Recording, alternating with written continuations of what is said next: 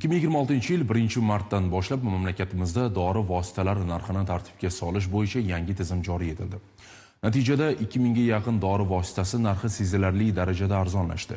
Yangi tartib amalda qanday ishlayapti? Dorixonalarda narxlar qay darajada o'zgardi va bu borada aholi fikri qanday? Muxbirimiz Sohiba Akromova shular haqida so'z yuritadi.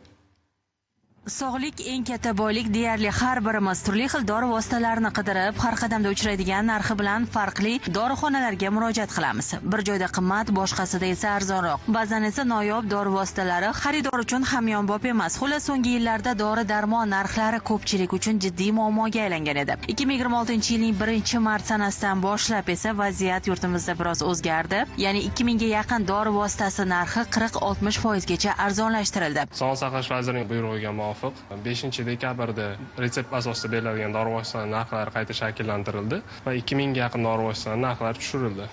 Ular 1-mart 2026-yildan boshlab dorixonalarda amal qila boshladi. Masalan, ko'pchilikka tanish bo'lgan antibiotik dori vositalaridan biri azitromitsin. Ilgari 60-70 ming so'm bo'lgan bu dori bugun 10-12 ming so'm atrofida. Biz esa poytaxtdagi dorixonalarda bo'lib, yangi narxlar bilan bog'liq tartib amalda qanday ishlayotganini o'rgandik. Sezilarli darajada tushyapti narxlar. Asosan antibiotiklar shu qon suyultiradigan, davleniyaga, diabetik dorilar asosan shular tushyapti narxi. Qon suyultirib beruvchi dori oldingi narxi 198 ming bo'lgan. Hozirgi vaqtda 82 ming so'm sotilmoqda. Aholi buni sezdimi, nima deyapti? Aholiga juda ma'qul. Asosan shu yurak qon tomiriga davleniyaga ta'sir qiladigan dorilar. Misol uchun zilt bo'ladi, klopidogrel, o'sha qon suyultirish uchun ishlatiladi. Uni narxi avvallari 90 mingdan baland sotilardi. Hozir 70 minglarga tushib qolgan. Xo'sh, bu borada aholi nima deydi? Masalan, referent narx chiqqandan keyin asosan yurak dorilari, antibiotiklar narxlari ancha tushib ketdi. Trombonetni oladigan bo'lsak, 200 mingdan oshiq turadigan dorilar hozir 70-80 minggacha tushib qoldi. O'sha oldin 100 minglik dori hozir 50 mingga tushgan deyishyapti. Shunaqa sezdingizmi? Sezilmadi. Eshitganim yo'q.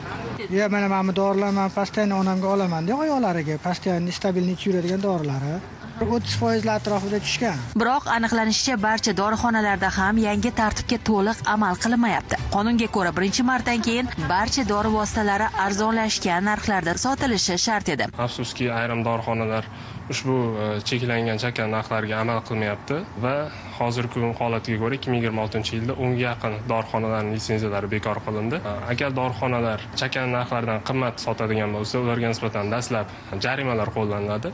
Agar bu holat yana takrorlanadigan bo'lsa, ularning litsenziyalari bekor qilinadi. Mutaxassislar ta'kidlashicha, narxlarning pasayishi aholi uchun yengillik yaratadi, ammo bu islohotlar samarasi nazorat va shaffoflikka bog'liq. Hozirgi kunda dorilarni cheklangan chakana narxini aniqlashning ikkita usuli bor. Birinchisi bu bizni farm.go.uz sayti orqali referent narxlar bo'limidan aniqlash mumkin. Shu bilan birga Farm.uz ilovasi ishlab chiqilgan bo'lib, har bir dori vositasining markirovkasi mavjud bo'lib, shu markirovkani skanerlaganda ushbu dori vositasiga aloqador kerakli ma'lumotlardan tashqari uning referent narxi ham kelib chiqadi.